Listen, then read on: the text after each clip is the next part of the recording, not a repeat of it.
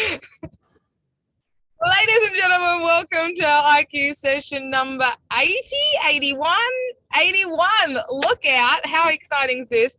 And I'm super excited because I'm not hosting tonight and I get to handball tonight's session to the one, the only, Mr. Dean Popplestone. He once was fat, now he's not. Ladies and gentlemen, Dean Popplestone. Wow, that's a little bit harsh. Stitched me up, mate. You stitched me up. I know, a bit of goodie. All right, tonight I want to talk about, the secret sauce to success, especially at the stage that we're at in the challenge. Week 3 is when we start getting the heebie-jeebies, the second guesses, and wondering why we actually took it on. So the secret sauce to success, as you can see on the title there, it's all about you. And the reason I put that there is because there is one thing in this whole world that we can control, and that is ourselves. That is our thoughts, that is our actions. A lot of people don't believe it, but it is true. And that's what we want to speak about tonight. Hence the quote, "My only competitor is the person I was yesterday." Now, the reason I put that quote is to be successful, we need to keep moving forward. And to move forward, we need to continuously learn. And the best thing to learn about, to give ourselves a good foundation, is ourselves. What makes us tick, what really makes us take action, what doesn't make us take action. Everything we can learn, and more that we can learn about ourselves, the better.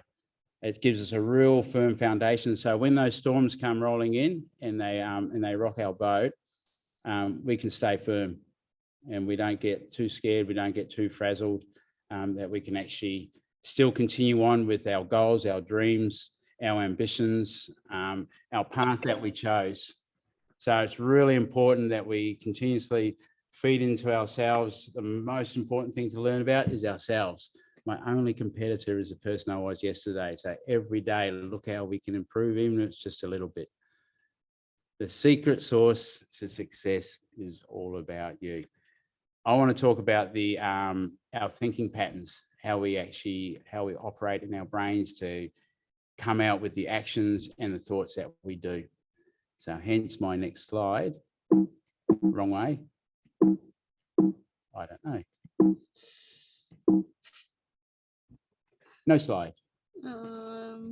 Yeah, we should be able to. There you go. Almost done it. Smooth. So with, as you can see on this slide, sorry, it's a little bit fuzzy. Old man stretched it too far. But the way that it works is everything that we see is an event. So we have thousands upon thousands of events every single day, whether they're minor, like a cup of coffee, or major, like a car accident. It's an event. And on every event is roughly about 2 million, that's sort of up for debate, but it's a pretty high number in its millions, 2 million bits of information that are available for any given event. Now, we use our 5 senses to evaluate what we want out of that 2 million bits of information, and we quickly take out, to use for ourselves, 120 bits of information. So out of that 120 bits, we actually put it through our filters.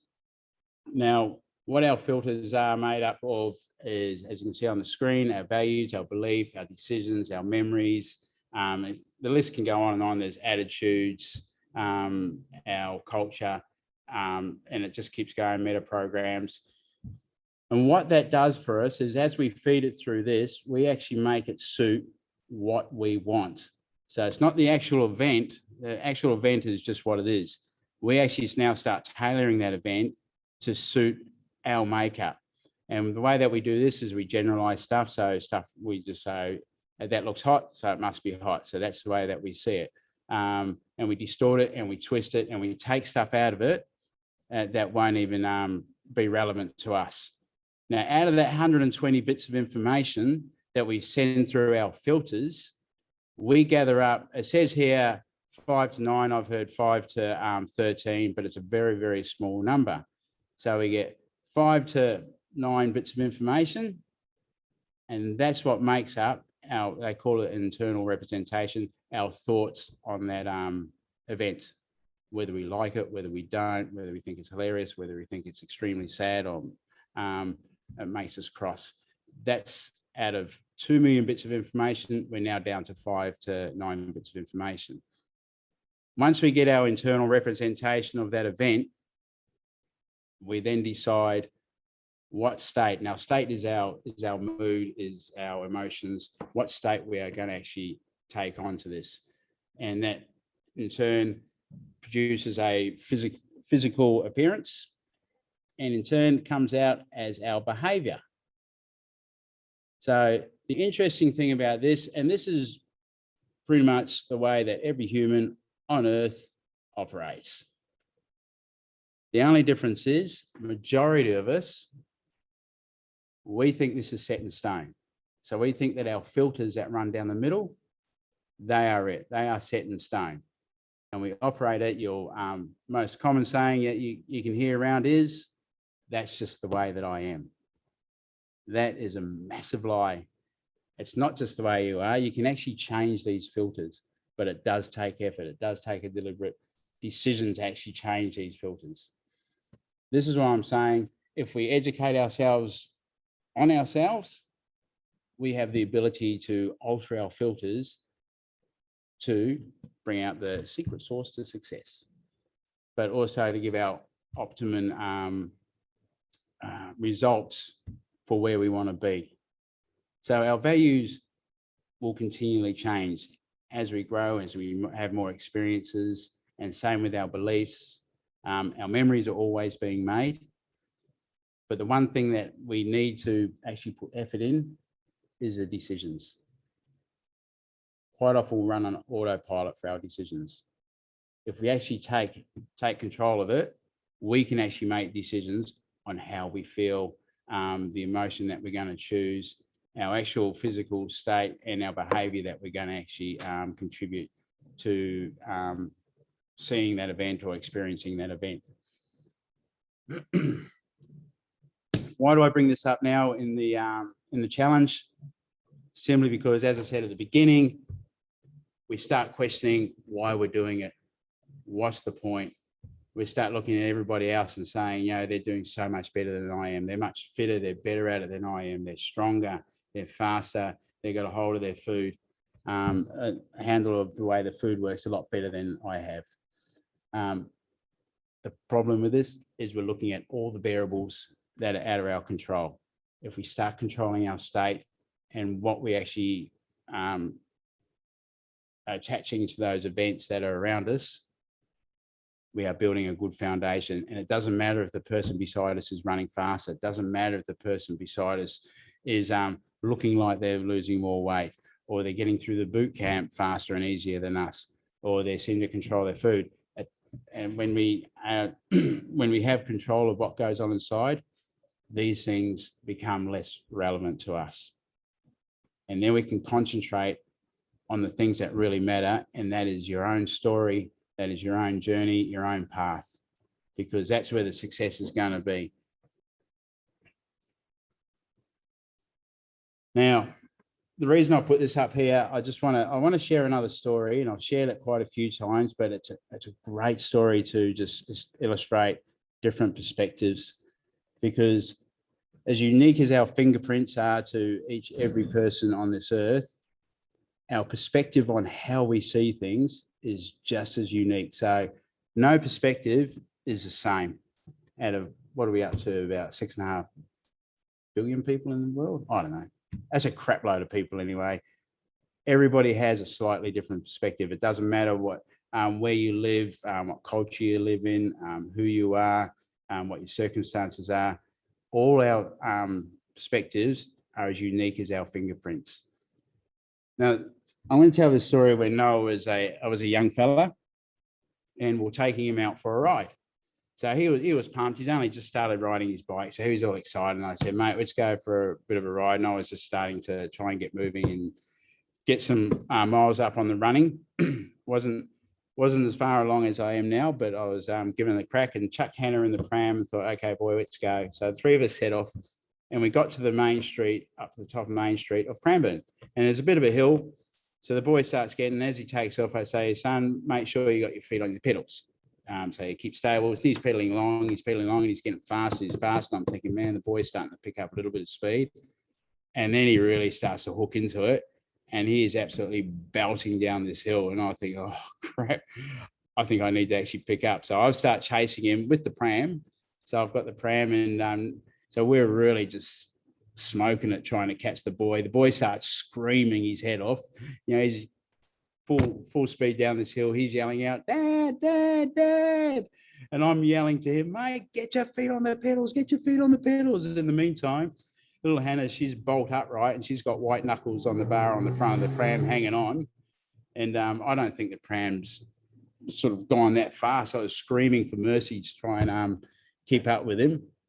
And as we're belting down the road, and I'm belting down the footpath, and I'm in hot pursuit of him, I think, man, if I can just get my hand to his shirt, I can grab him, unless I can sort of pluck him off the bike. Then a little old lady steps out from the shop, and the boy only just misses her, just about cleans her up.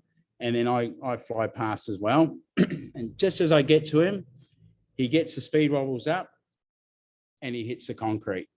Mate, him and the concrete are very intimate at this stage, and he's hating every bit of it. He's hurting. He's a bit banged up. He doesn't want to hop on the bike, never, ever again. That was the worst experience, Dad. I just want to go home.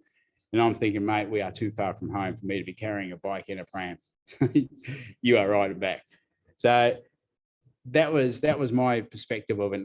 And at the time, I must admit, I did think, man, this is going to make a really funny story later on.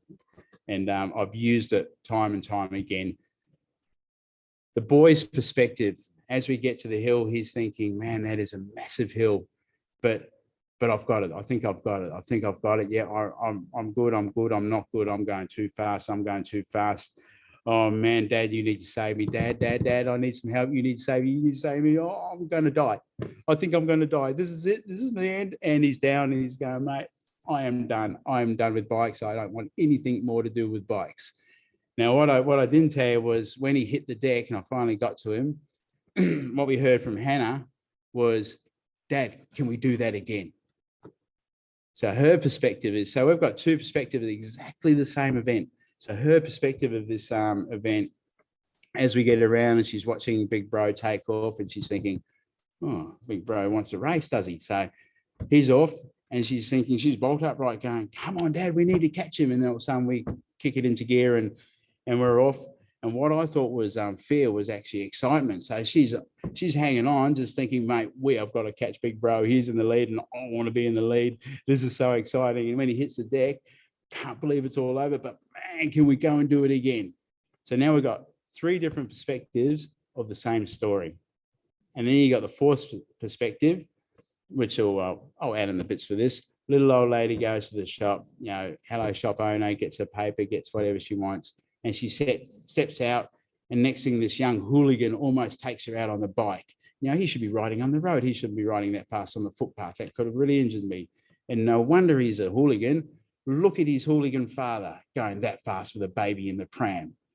So out of that one event, and it's exactly the same event, there's four different perspectives, four totally different perspectives.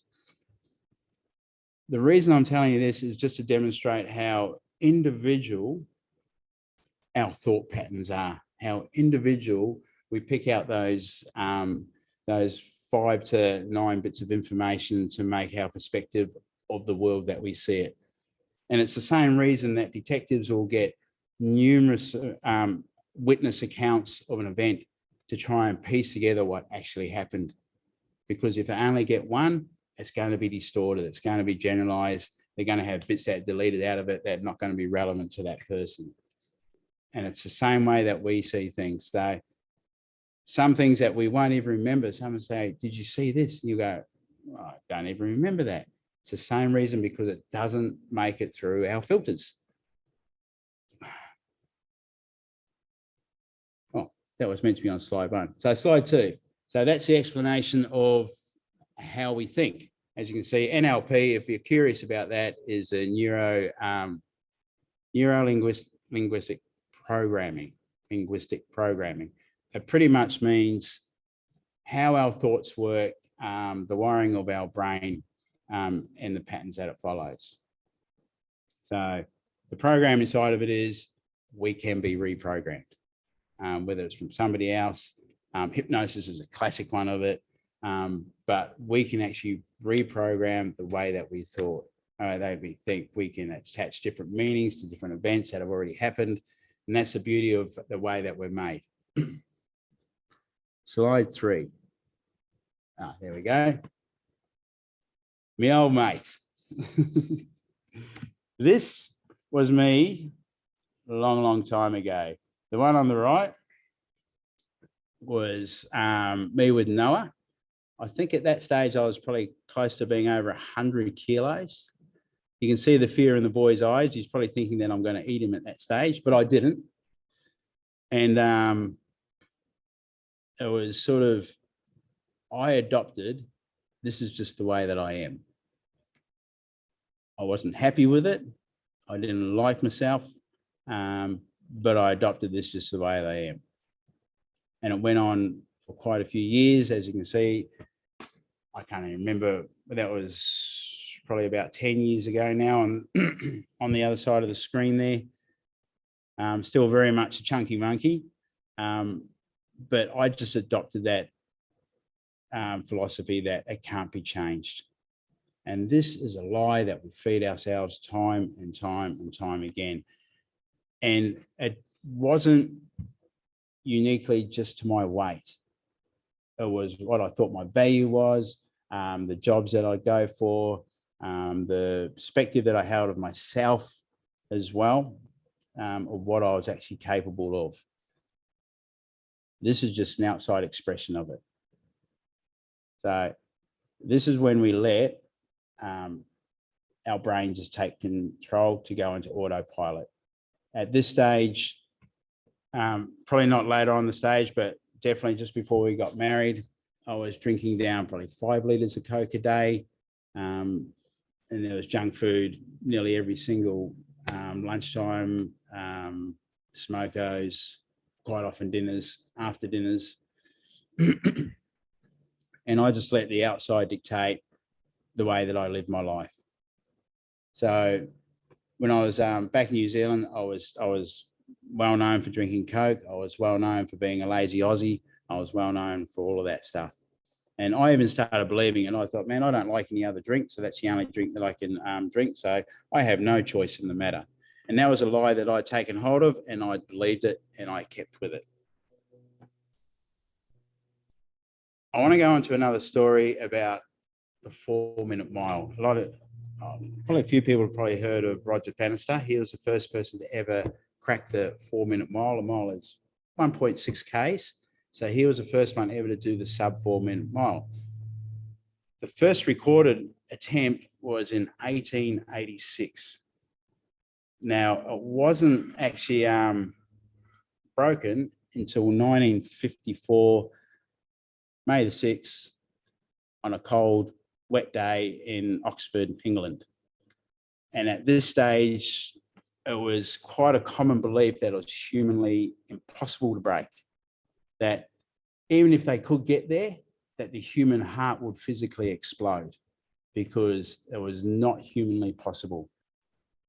Until the day that Roger Bannister ran a 3:59.4 in Oxford. And then something else happened. So it wasn't actually the miracle that was about 80 odd years, 80 years, something like just under, that had actually been achieved, what thought was impossible.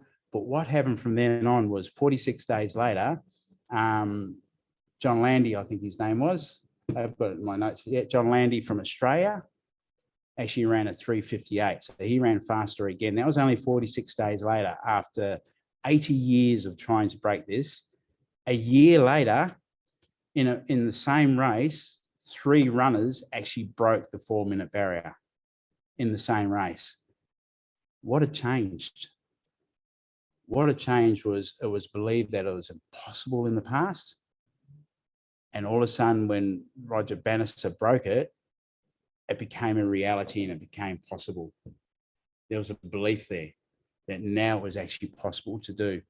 Since then, over 1,400 people have broken that 4-minute barrier for the 1.6K, for the 1 mile. It's a shift that people start believing. When we believe, the impossible becomes possible. When we believe that what was never achievable before is now actually achievable. You know, you can go through history. Edmund Hillary climbing Mount Everest. You know, so many attempts, and I always thought that was never going to happen until the day that he did it. And now they have tours up there. Still, people are dying on it, but people now know it's possible to do.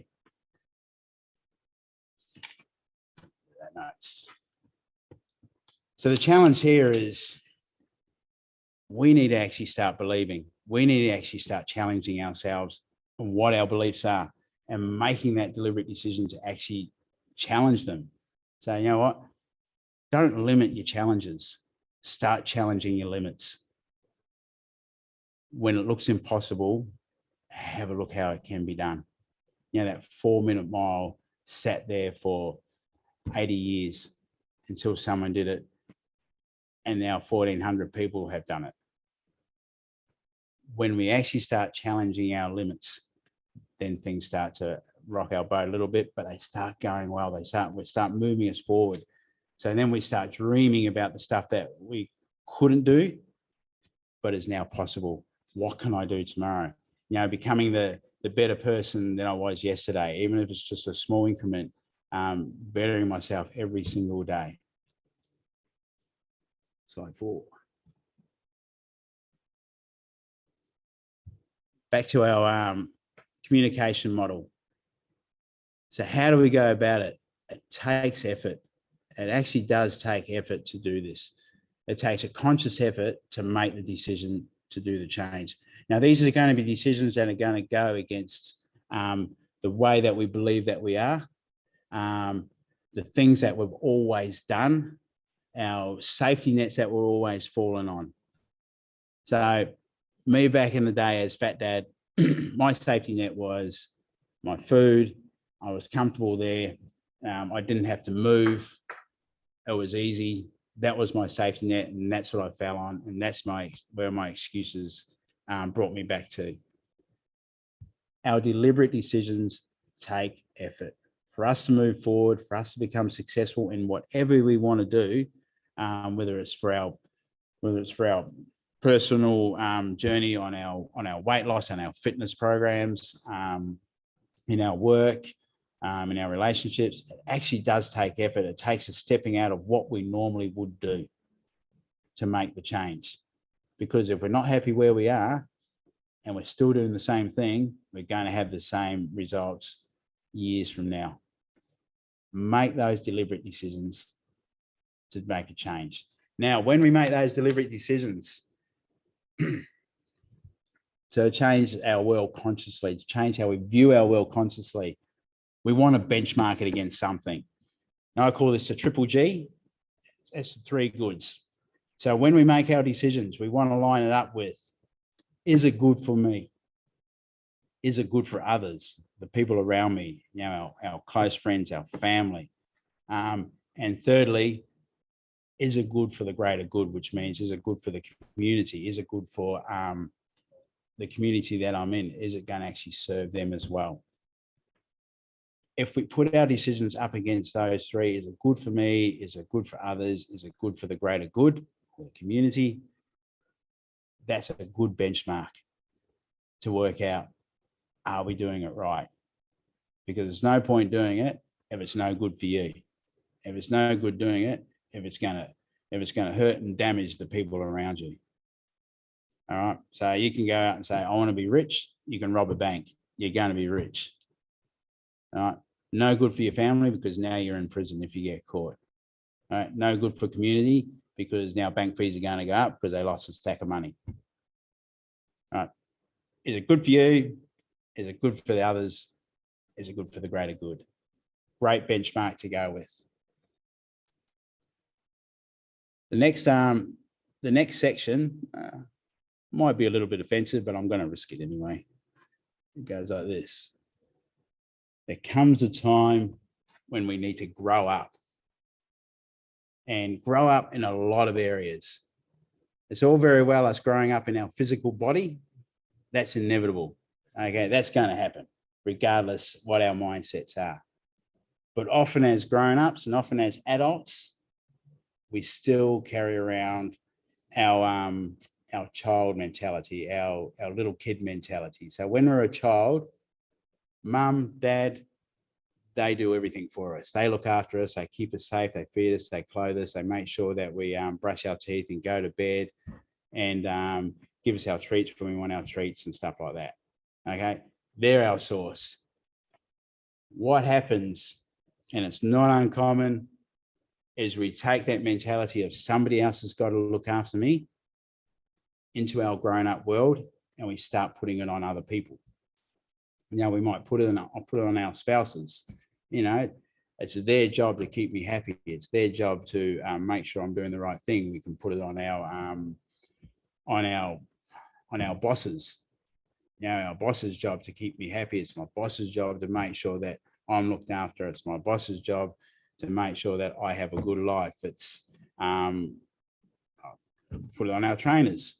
You know, it's my trainer's job to keep me happy. It's my trainer's job to make sure I'm doing what I should be doing, and so on and so on. We can put it on our friends and stuff like that. Reality is, it's time to grow up. If we're doing this, if we're putting on other people, they don't have the same perspective as us. They have their own perspective. So if you want them to take control of your life, they're going to do it according to the way that they see the world. And it's not their responsibility. So we'll hear phrases like, you know, it's not my fault. I never knew that. It's not my fault. I can only achieve that if they actually do their bit. They made me do it is a classic one. And even when I was running a fleet of truck drivers, the amount of times that I heard it's not my fault, they made me do it. So we need to grow up. We need to take responsibility of what we're actually responsible for, and that is ourselves. It's not someone else's responsibility to make us happy. It's ourselves. It's not someone else's responsibility to make sure that we have a good life. It's our responsibility. It's not someone else's responsibility to make sure we get to our goals, our dreams, our ideal life. When we actually understand that, when we understand that we are in charge of those filters, we are in charge of how we see the world, we are in charge of that internal representation that then comes out with our actions, we can move on. We get a good foundation, and then we are less likely to be rocked. So grow up, people. And we do see adult tantrums, and they come, some of them come in the form of that, which not often, but they do. But you see the tantrums, you know, you see the aggros, you see the road rages, you see the quiet moments, the storming outs, they made me do it is one of the classic ones. You make me angry is another classic one. Take responsibility. Don't look for fault. All right. It's got nothing to do with fault. It's got everything to do with responsibility. When we're at this stage, when we're having our adult tantrums and we're not growing up, that's because we're not taking responsibility for what we're responsible for, and that is ourselves. So part of our successful bout is we need to take care of ourselves. We need to not take care, take responsibility for ourselves.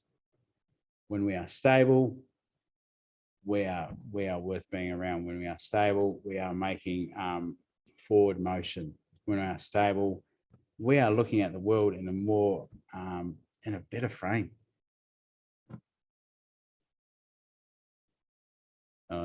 Secret. So the things that we're responsible for is ourselves. Everything else is a variable. Now we can be part of it, and it doesn't always go right. How many times have we been stuck in traffic And we thought only if the traffic was good, we'd make it there on time. But that's a variable that we're trying to base something on. And if it works, it works. It's fantastic. If it doesn't, you're stuck in traffic. What we choose or we don't choose is our choice. So that guy that you saw earlier, my old mate, fat dad there, even though I was not choosing it, it was still my choice to be there. My indecision was actually a decision to stay where I was. Seeing time. All right, we're still going. We're cruising. There he is. A far cry from that guy that was sitting on the couch, and a much happier guy. I like hanging out with this guy a lot more than the other guy, that's for sure. Now, when I was back then, I would never dream that I'd be doing a triathlon. When I was back then, I'd never dream. Actually, sorry, I did dream that I wanted to do a marathon, never believed that I could do a marathon. It's a far cry from that. Nelson Mandela put it beautifully when he said, it always seems impossible until it's done. It always seems impossible until it's done. And once we're there, we are then looking forward to dreaming what we can do next. That yesterday actually seemed impossible. Today, it seems more likely.